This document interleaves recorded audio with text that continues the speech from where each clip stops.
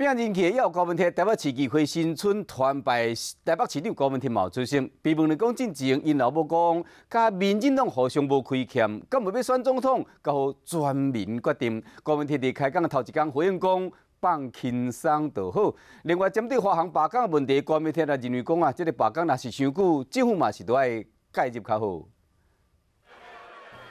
台北市议会新村团败郭市长亲自到市议会，前一天讲绝对袂送郭文哲礼物的王世坚无现身。王世坚送了韩国瑜一块表，但是被问到说要不要送你东西，他说 Over my dead body。阿弥陀佛。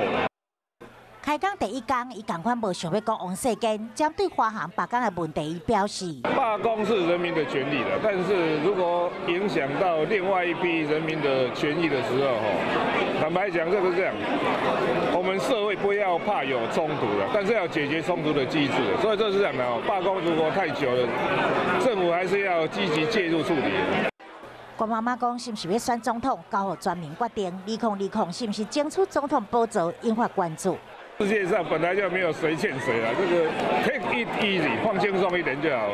就要准备到台中参加大型的庆功宴，伊的粉丝遍布全台，是不是会当杀出哪力重围，把声量变成白色力量的选票，也个需要观察。